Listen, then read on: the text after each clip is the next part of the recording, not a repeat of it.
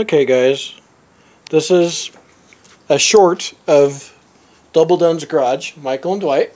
Hey. Hey. Today, what we're doing is we are testing the gauge, or gauging the gauge of how accurate each one of these three are. So we got two of the old school and one of the newer school products here. What we mean by that is our feeler gauges for our for spark plugs. For our spark plugs, yeah. This one doesn't want to focus. Whatever, probably late. There it is. This one, 35 thousandths is right there in between the 40 and the and the 30. And then on this one, 35 is, I don't know. Oh, right there. You all can see it. That's the one I prefer. And this is the one, the White Lakes. And then this is the, like, probably, I'd assume, like, the very first model of everything. Seeing, I have it on 35. This one would probably be the most difficult to see in the camera, because you have to catch the light right. You might have to trust me on this one.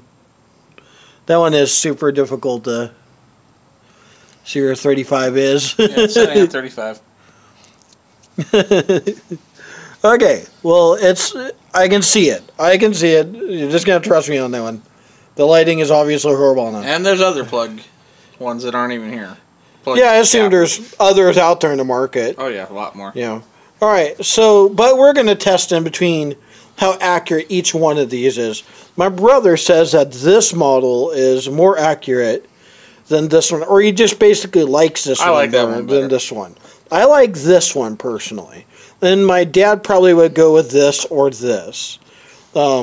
He not here anymore with us, but that's what he probably would have preferred. So let's go ahead and hand this over to Dwight, and we're just gonna see how accurate these really are. All right, so I'm gonna look for 35. We're testing these on the brand new plugs that are gonna go in this pickup truck. Yep. So I'm gonna go at 35 on this, and it looks pretty loose. So I'm gonna tap it a little bit.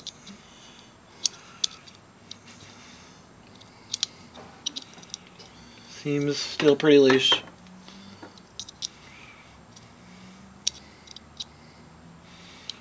That seems pretty good right there.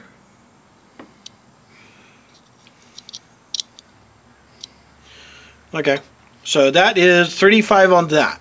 Exactly. That feels pretty good. It's nice and a light 35, you might say. So let's see what it does. Oh, let's see what it does on this gauge. It's pretty accurate. Feels a little loose on this. But that might just be the way it is.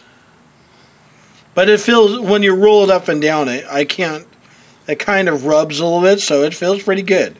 You have to be really gentle, otherwise it will just grab. Okay?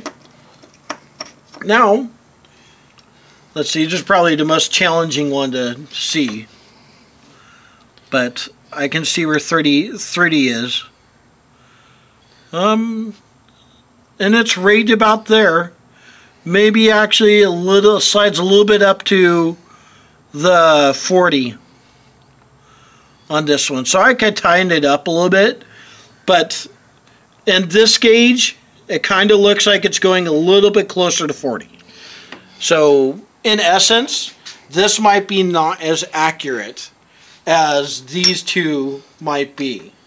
This one seems a little bit less accurate. This one seems like the most accurate.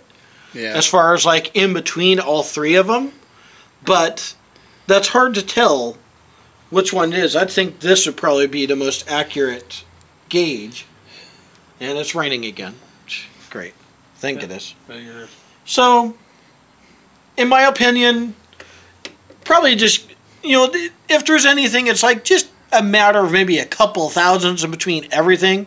So in my opinion, just kind of go with what you feel, go with what you like. Because there isn't really that much difference. You know, this isn't rocket science.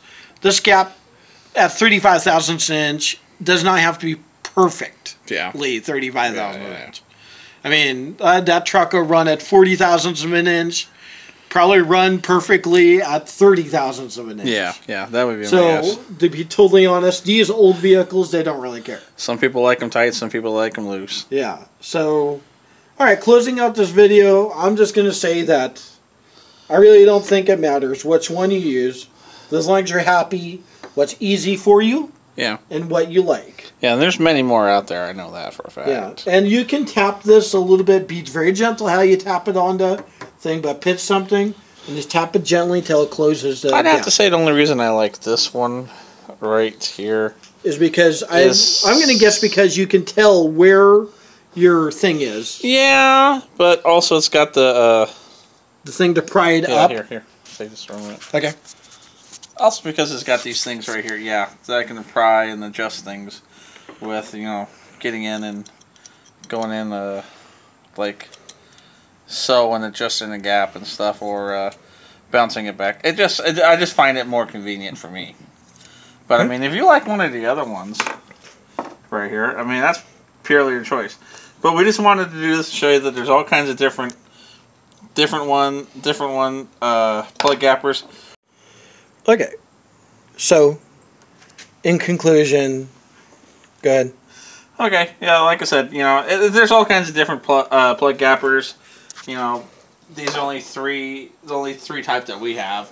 There's others out there, and it all depends on how you like them, loose or tight. And just remember to always check your gap when you get your new plugs and stuff like that.